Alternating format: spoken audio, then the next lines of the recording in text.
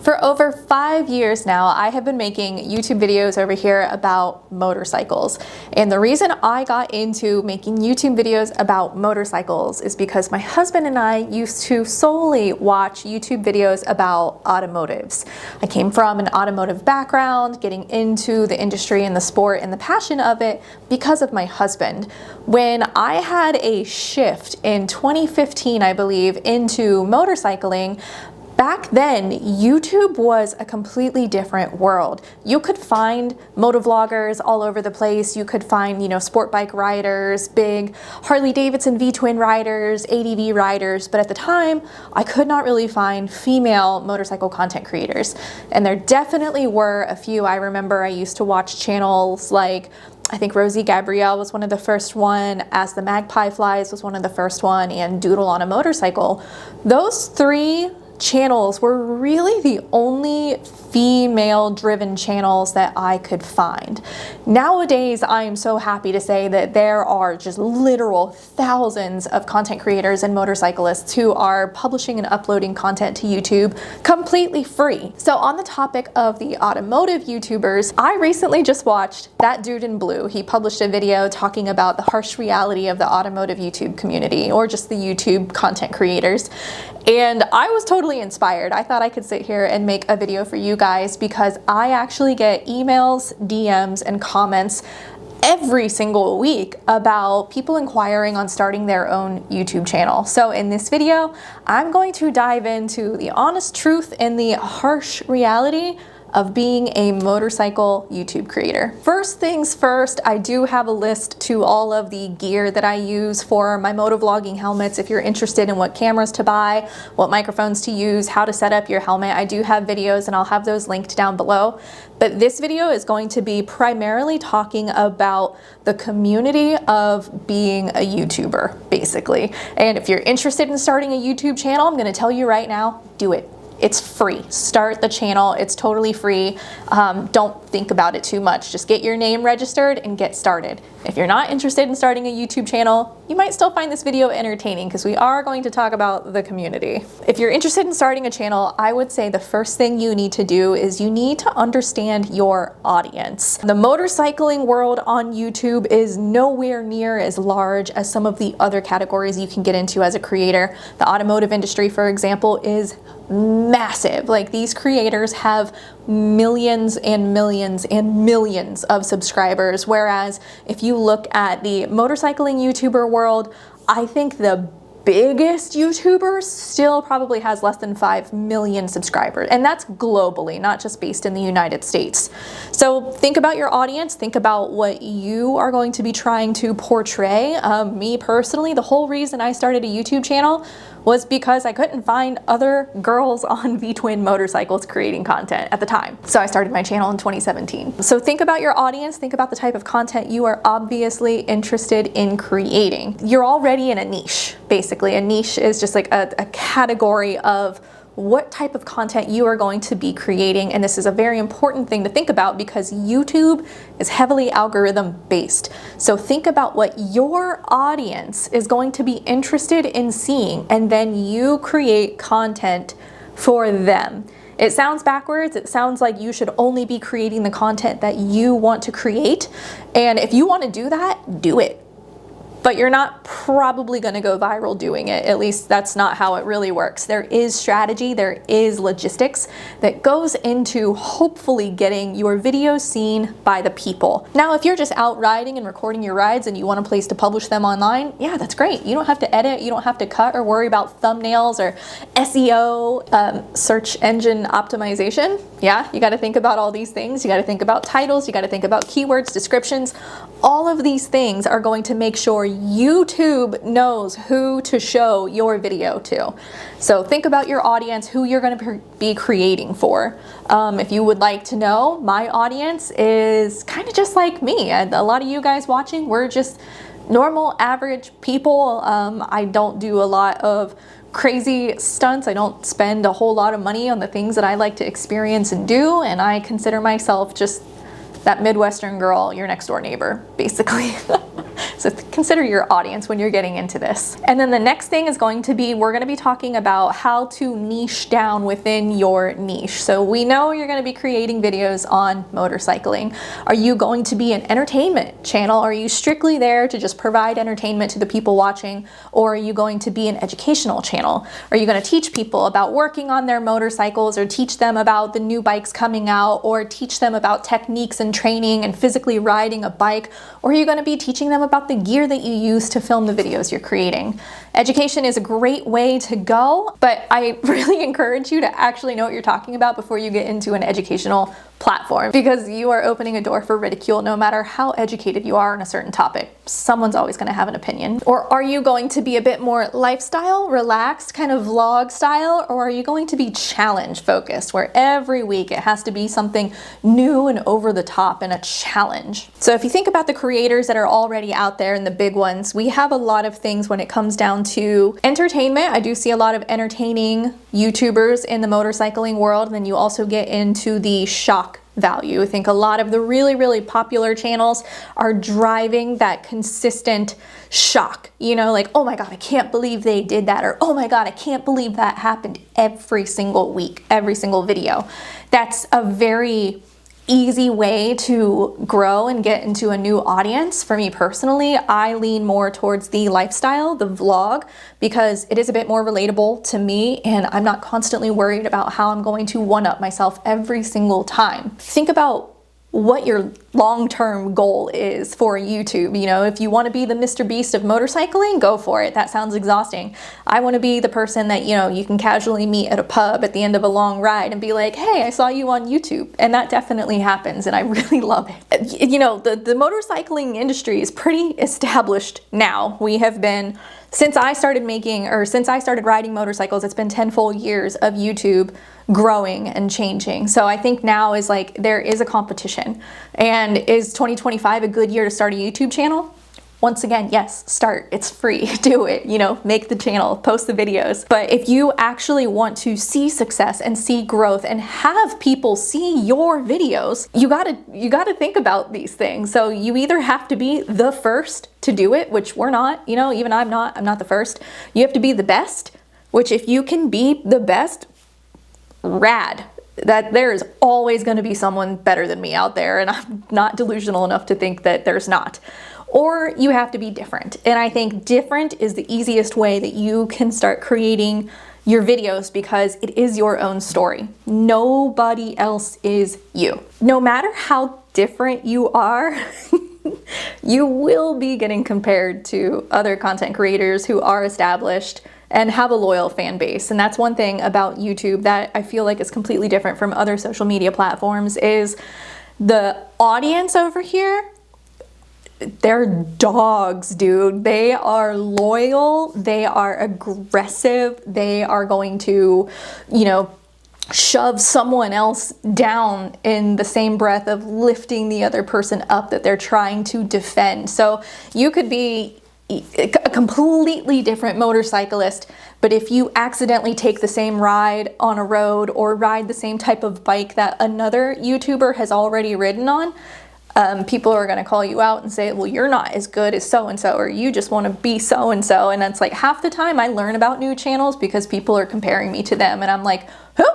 What? Huh? I guess it's a great way to learn about new things. So once again, we're getting into a very competitive market now, and don't worry, there is enough seats at the table. We have plenty of room for new content creators. At the end of the day, I'm still not going to go back to paying for cable. So the more people who get on here and share their life and their story and create entertaining content for free, you get to watch YouTube for free. All you have to do is pay your internet bill. I'm happy. I'm happy to see the growth of the platform. Another thing I really want you guys to do is, when you make these videos, do not be afraid to ask people to subscribe. I think it's very easily forgotten that you do have free will, and subscribing to someone's YouTube channel is the easiest and most affordable way, it's free, to show your support for that channel. So I actually know that over 50% of you watching right now are not subscribed, and I can see when you subscribe per video. My last video got me over 250 subscribers, all because I asked. I asked if you could subscribe. So if you're not subscribed, consider subscribing to my channel. It's free. So let's talk about the for free thing, because I think a lot of people, an audience, automatically assumes that if you are posting on YouTube, and especially regularly, if you're posting regularly, weekly for the entertainment purposes, that you are just rolling in the dough. Let's talk money on YouTube. Money was way different 10 years ago. I think YouTube was like the golden days. That's when you could make a YouTube video, and if it went viral, you were making like 50 grand. I'm not exaggerating. Like, you could make big money just by clicks. It didn't even have to do with how long the person watched your video. It was all if somebody clicked and watched at least 3 seconds. Now, it's completely different. You can't even monetize a mid-roll ad in your video unless it's at least 8 minutes long, and people have to watch for so long for YouTube to promote it. So getting paid on YouTube now is actually really difficult, and just getting monetized in the first place. So if you start your channel tomorrow, you have to generate at least 1,000 subscribers, and I believe 440 watch hour, 400, I don't even remember. People have to see and discover organically your videos, and it takes anywhere from a couple months if you're lucky, like myself, or years to get monetized on YouTube. And once you're monetized, there is no guarantee that you're actually going to make any money whatsoever. So if you think that you're just going to start a YouTube channel and start raking in all this passive income because you're having fun riding motorcycles, you might. But 99% of the time, that's not the case. I think a lot of the creators that I know personally, on average, are lucky if they're getting maybe $1,000 a month. And I mean lucky. I mean, like, you're getting like thousands and thousands and thousands of views. So if you're just getting like 1,000 views here, a couple hundred views here, you're probably not even going to be making $100 a month starting out for a long time. So if you think that every single content creator is making a shit ton of money, think again. So, but there are alternative ways to make money if you want to be on YouTube. You know, you can create merch. You can sell merchandise to your loyal and engaged audience. You can accept sponsorships. I know the people watching absolutely hate it. I do too. I don't like watching commercials, but if I solely had to rely on YouTube paying me, I'd be a bartender down the street. I wouldn't be spending 40 hours a week making free videos for the internet to watch because I can't pay my bills. Think about the money, the financial side of it. You do have to spend money to make money on YouTube, you know, unless you just film everything with your cell phone. Great. I love that for you. But motorcyclists kind of don't have that luxury, especially if you're trying to film with a helmet. You're going to have to probably have an action camera. You're going to need a microphone, and all of these things really do add up. I can't tell you how many action cameras and microphones I've gone through in the years of motovlogging. So it's gonna be a damned if you do, damned if you don't situation. People are gonna hate you and people are gonna love you, and that's normal. There is no hard feelings in the people who hate me personally. Like, there are people that I don't like just because I don't like them. It has nothing to do with what they did. It's just the reality. So the faster you kind of like get over that, and the people who bitch about sponsors, those are not the people actually paying your bills or with your best interests in mind. And those are the people that they're gonna be yakking. They're just the hens a clucking, and there's nothing you can do about it unless you block them from your channel. So that's something else that I wanted to talk about later in the video, but I guess we can kind of talk about it now because I'm yapping. Just prepare for failure and prepare for hate. It's the name of the game. I will say I have been on Facebook since 2007. I have been on Instagram since 2010, maybe? I don't know, 2011. And there is no hate like YouTube hate. The people on YouTube are a whole different category. The stalkers, the manipulators, the threats, the extreme sexism, it's on YouTube. And any of my other content creators, especially women, unfortunately, can leave a comment down below and agree to disagree or whatever. But the hate that you are going to get on YouTube is going to thicken your skin faster than any other social media platform, especially if you're in the motorcycling world, because people are biased. So prepare for the hate and prepare for failure. And what do I mean by failure? It's Let's go back into YouTube is an algorithm. So when you upload a video, there's this thing called a ranking system, and it is the quickest way to an emotional breakdown if you are actually a content creator. So the thing about the ranking system is it's going to rank your previous 10 videos up against your most recent one. And within the first 2 hours of publishing a YouTube video, YouTube is going to push it out to a little tiny sliver of your subscribers. So this is why having subscribers is important, because those are kind of like your little petri dish, your test data of who is going to be interested in watching this. And so if your subscribers see your thumbnail and they're like, no way, that sounds interesting, and they click immediately and they watch the whole video, YouTube's going to be like, okay, they're actually enjoying that. We're going to show it to a few more people. And it's like a spider web effect. It trickles out into going viral, basically. Try not to go viral on YouTube. I highly discourage it. Yeah, you can get subscribers quickly, but it's not a good thing. Be authentic and organic and grow your audience in a stable way. That's the longevity. It's a marathon, not a sprint. But anyway, when you have a video publish, it gets ranked against the most previous 10, and you want it to rank as close to 1 as possible, if not number 1, because if it ranks anything lower than like a 5 or even closer to a 10, YouTube's just gonna be like, this video sucks, this creator sucks, we're not gonna push your videos anymore. So get ready for the failure. Get ready for the emotional and mental fatigue that is gonna come with spending time and effort and money and, you know, being passionate about it.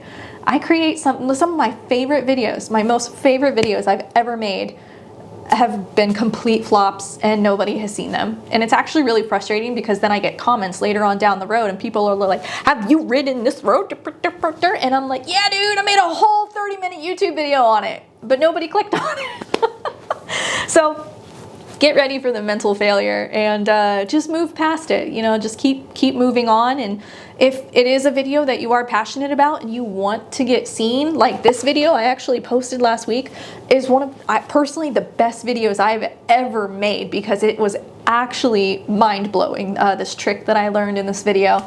And it did not do very well. At one point it was a 10 out of 10. Nobody was watching it. And I'm like, damn it, dude, like this is actually really good information.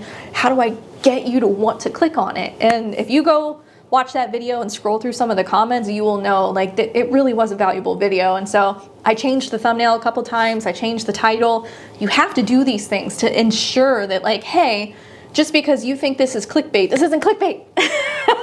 The preemptive thought that your audience is going to give on every single video, not being dramatic, every single title, every single thumbnail, like people are going to judge you way before they click on the video. What kind of content you are wanting to make as a motorcyclist? Are you going to be the relatable person? Personally, I consider me just a relatable channel. I'm a normal person. I have pretty normal motorcycles. I don't do crazy builds. I like to keep my bikes as close to stock as possible because I love touring. I like doing long distance motorcycle trips. I like being that average person who wants to take trips or go camping or go fishing or just have fun on two wheels. I don't have to be constantly reviewing motorcycles. I don't have to be constantly buying the next best thing. I did splurge and I did buy 2 new motorcycles last year. I did not pay full retail for those bikes. Absolutely not. I made videos about both of those motorcycles. So once again, YouTube ain't paying me new motorcycle money. It's the relationships and the collaborations that I have built with the brands that I work with. And that was the best thing I've ever done. I have my 2024 Road Glide and my 2024 Pan America, and I still have my BMW, I still have my Dyna. But those new bikes are such an amazing investment for me as a content creator, because those bikes are literally going to take me to places that I want to go. And that's another thing as a YouTuber. You need to make the videos that your audience wants to watch, but you also need to do what you want to do. But you have to be considerate of your audience. You know, I'm not going to be out here making videos on nothing but Vespas or Rikers or, you know, trikes and stuff, because that's a very, very small percentage of the population. Am I going to do a test ride and give you guys my honest opinions on my first experience on those bikes? Absolutely. Absolutely, absolutely. But that's not what I'm personally interested in. So that's why I started my channel on a Harley Davidson Dyna. And that's why I bought the big touring motorcycle, you know, the Grand American bike. And I have been living my dream on those two wheels. So do what you want to do, but do it in a way that you know your friends and family and the people of the internet are also going to enjoy. So you could be the lifestyle person like myself, the relatable person, you know, the girl next door type of thing, or you can be the shock value person. You know, you can be that person that is just constantly buying new bikes, like my new motorcycle, or will this garage bike run, or will this 17,000 pound motorcycle, can I pick it back up? You know, stuff like that. And that's obviously a very entertaining type of channel to watch, but for you personally, I just want to say, like, it's a lot of work and you're constantly, it's just like there is no going back once you get to that level. Or do you want to be the review? Do you want to only review motorcycles? And I would use like Fortnite as a great example, because you don't have to review brand new bikes all the time. The only reason I have the opportunity to review brand new bikes is because I work with companies who release new bikes, and they say, hey, do you want to come out and test ride our new motorcycle? You know, we'll pay for your airplane ticket. And I'm like, yeah, I like riding bikes. Let's go see what your new bike is all about. Do I get told what to say? No. Is there a way to talk about bikes in a negative light if you don't like them and still remain professional? Yeah, absolutely. And that's another thing, going back into the negativity. You know, if you're creating content like this, people are going to call you a bootlicker and just say that you're, you know, sucking that brand off because they want free things. And it might, honestly, I don't know, that might be the case for some people. I personally don't get paid to do press rides or test ride motorcycles. I personally don't get told what to say or what not to say. But there is, you know, I come from a corporate background. I am an educated woman. I do have a college degree. I worked in corporate. I know how to speak in a manner of getting my point across if I'm unhappy or if I'm struggling with something, and not just trashing people. So anyway, back to like Fortnite, they can do reviews on bikes that are 40 years old or even older, or they can do reviews on bikes from a guy they met down the street. And it's just an educational video that a lot of people are really interested in. So are you gonna go down that review route? And that's a great route to go. You know, a lot of people are always very curious about different types of motorcycles, but you have to be very engaged and attentive with that stuff. And then of course you can always go the route of motorcycle news and controversy, especially in the cruiser world, the ADV world. There's always controversy. There's always people butting heads. There's always companies that are under fire, or going bankrupt, or, you know, just all of these things. And so it seems like there's going to be endless content to discuss. I kind of steer clear of that because I'm truly just not educated enough to have an opinion. So that's why I stick with the lifestyle. I call it a slice of life because it's just a day in the life of her two wheels. And then like something else you're gonna have to think of, obviously, if you start creating videos where you're probably gonna be getting recognized, especially if you're at a motorcycle focused event. I love it, man. That's one thing that people always ask me. They're like, do you get recognized? And I'm like, I do. And it blows my mind every time it happens. And embarrassingly enough, I've been recognized for my laugh more than my face. It's true. Like, I'll be at an event or something and I'll laugh, and I will see people like turn their heads like, that's Jess. And I think it's really cute. And people walk up to me and they're like, you're a lot taller than you look online. So I get recognized, obviously, at rallies. I've been recognized at gas stations. The red helmet and the white motorcycle really kind of gives it away. I've been recognized in airports and even in grocery stores and coffee shops. Like, it's really wild when it happens. And obviously there is a boundary, I would say, if, you know, an audience member walks up to a YouTuber and immediately is like, hey, I know you.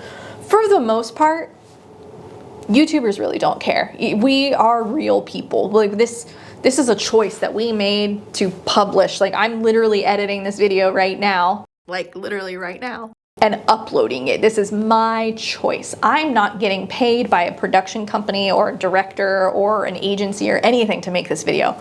This is my choice. So when people come up to me and they're like, I love your videos, y'all have no idea how just genuine that is. It's so sweet, it's so humbling, and it makes me feel like, holy shit, You're real. You know, the people that I make YouTube videos for, you're not just numbers on the screen showing me how many views a video got. So, but there are people who obviously don't like that. So I think if I had to give you any advice, if you recognize somebody in person, it's happened to me. I've seen really big YouTubers in person before at like airports, and I acknowledge it in my brain, and I'm like, oh, that's so-and-so, and I let it go. And I actually know a few of you have done that to me personally too. You'll comment and be like, hey, I saw you over here, but I didn't want to bother you. And if you ever see me in real life, even if it's in a grocery store or something, please come say hello. Absolutely. I'll never, ever in my wildest dreams assume that anyone has any idea who I am. Never. I don't have that kind of ego. I do got a big head, but not an ego. So be, appreciative if people recognize you, but if you are a person who wants to walk up and introduce yourself to a YouTuber, kind of, be a little social aware. Be aware if that person immediately seems like freaked out or something. And maybe just be like, hi, I love your channel, I love your bike, and, move on, and then leave it up to the creator to be more engaged back. I will say, people on YouTube, almost every single YouTuber I've ever met is an introvert. Believe it or not. And it's really easy to believe because I'm by myself in my basement talking to a camera lens right now. My tips and tricks, and when I talk about the harsh reality of being a YouTuber or being in the motorcycling world, is it is a very competitive space. If you're getting into it, like, thoughts and prayers, friends, you whore yourself out. Be obnoxious. Post your videos to Facebook and stuff, make sure that your stuff gets seen, because it's gonna get buried if not. And every single person has a story to tell.